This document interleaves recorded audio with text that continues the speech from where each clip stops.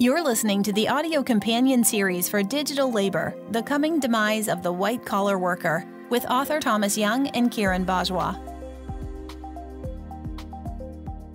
Hey everyone, welcome to our podcast companion series for the book Digital Labor, The Coming Demise of the White-Collar Worker. We're in the studio today with Tom Young. Tom, welcome back. Hi, Kiran. Hey, we're taking a look at chapter 4 today, which is all about the impacts to knowledge workers.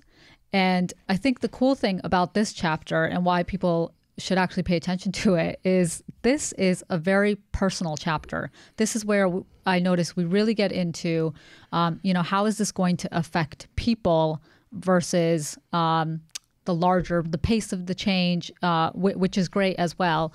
But I wanted to just get your thoughts on, like, how is all this stuff actually important at the individual level versus the macro level?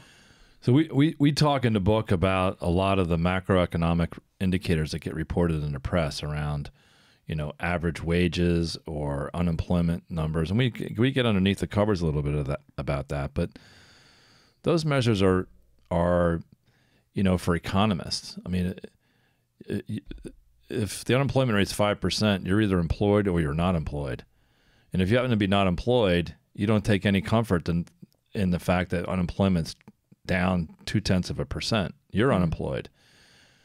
So, we're trying to personalize this and make this about individuals versus what's going on at the total level, because even the macroeconomic indicators I find to be highly misleading.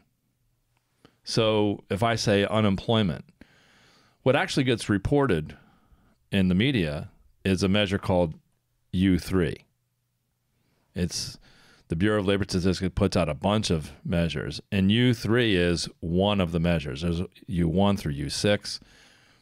But like, for example, if people give up looking for a job because they couldn't find one for 2 years, they're just deleted from the numerator and the denominator, so they're not in the percentage. So they're not included at all in the calculation. If you took a job just to get a job because you need a job and pay the bills, you're employed. So you show up as a positive note in the unemployment. But are you really happy? Are you in the right kind of job? If average wages are up 4%, but the top third is up a lot and the bottom 2/3 are down, does an average uptick, is that a meaningful number? No, it's not, because the top of the people are making bank and everyone else is struggling. So it's important, we try to get underneath the covers behind this to personalize it more, to figure out where people are at and move themselves up in the spectrum. So again, if you're in the top 5 or 2% or 1%, if you happen to be lucky to be in there, I don't think it's luck all the time, but I just think if you happen to be there, you're doing very well. And if you're in the bottom half, maybe even the bottom 60%, you're struggling. Yeah. No matter what these employment things that are reported around all this macroeconomics. So we talk about that because what we want to do is to help people elevate their game up so that they can be, we use the term the tale of two cities. It's the best of times with the worst of times. When you mesh that together, it distorts the picture of what's really happening, right? So the average represents nobody. Right. Yeah. Yeah, I think it's very interesting for people to actually take all of this on board, because at some point, like you said, the graphs don't really personalize it for everyone, and there is a need to. So I'm going to give an example. There's 5 of us. Right now we have you, me, and Shawn in the studio here. Yep. There's 3 of us in the studio. Jeff Bezos walks in the room. The average wealth of the people in the room is now $30 billion. Now, $30 billion average wealth represents nobody in this room. It feels unfair, almost. Well, I don't. Whether he has 150 billion or whatever the hell he has, or not, it has nothing to do with me. Yeah, not in that sense. What I'm just saying is, this is why averages don't mean anything. Yeah, it just doesn't mean anything, because that's a distorted view. So if you say, oh, the average in the room is $30 billion of wealth, that's not right. It doesn't represent you, me, or Shawn, and doesn't represent Bezos. And that's the problem with a lot of these macro measures, whether it be on employment, wages relative to the employment, all that kind of stuff. So we try to break this down and say, look, understand that that's happening. Understand that a lot of times those kind of things are used for political reasons.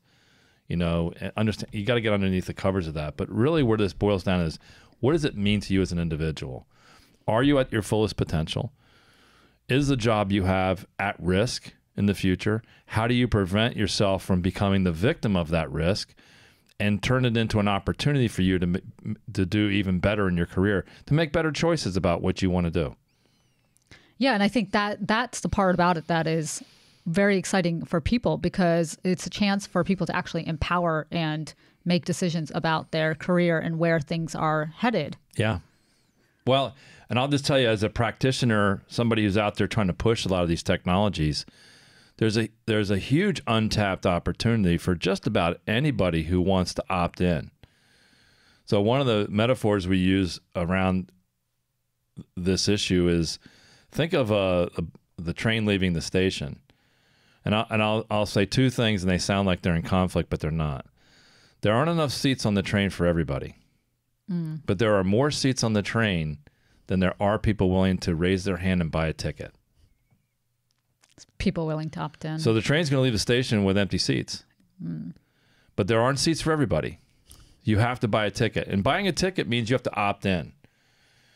And on our team, we talk about opting in being a question of really two dimensions. Do you have the aptitude? You have to have some level of aptitude to do some of this stuff, because it's not simple things. But you have to have the attitude. And the attitude is the secret ingredient. You have to be willing to take your prior experience. You have to be willing to challenge that experience. You have to be willing to learn. You have to be willing to put energy around that, which means if you can't have the energy if it's not fun to you. So you can't force yourself to do things you don't like. So you have to pursue things you like, so you have the energy and the passion of that change. And in the chapter, we have a book around this emerging conflict of interest between technology and labor.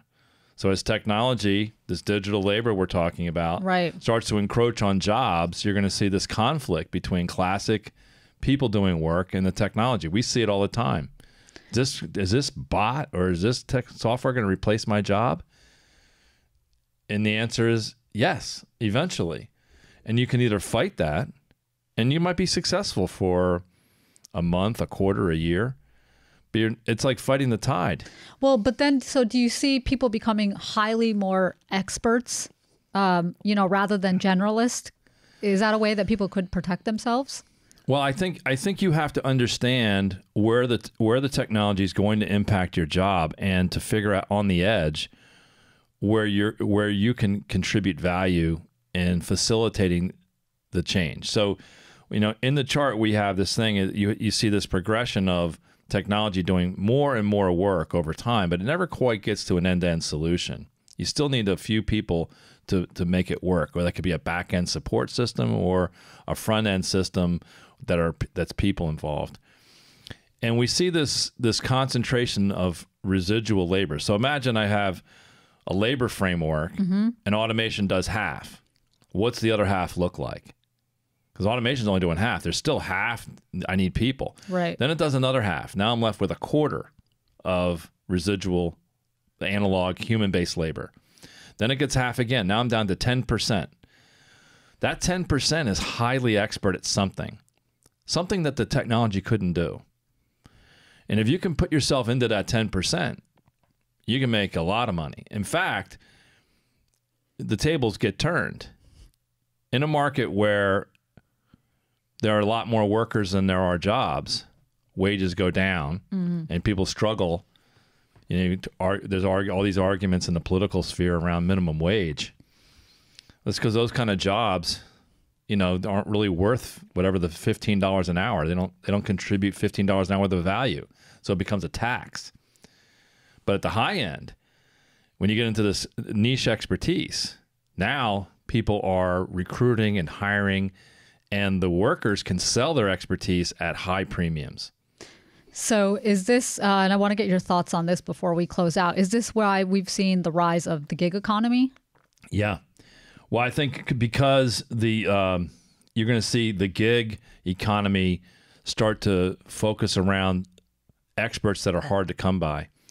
So if you happen to be an expert at one or two different things that are required for automation to work seamlessly in an environment, but aren't being performed by automation, it could be lots of examples. If you can start to syndicate that work out through crowdsourcing platforms, you'll be able to make a lot more money than you would by having a job. And it puts you in the driver's seat. Right. You know, we're working with a company called Topcoder. Mm-hmm. And Topcoder is a subsidiary of Wipro. And Topcoder has a membership of people doing gig work for computer work, data analytics, and design, those three categories. And they have over 1 million people in that platform performing work. Well, let's just say the top 100,000 are making a full-time living, but the top 5 or 10,000, the very top of are making a lot of money, more than they could ever make in a company.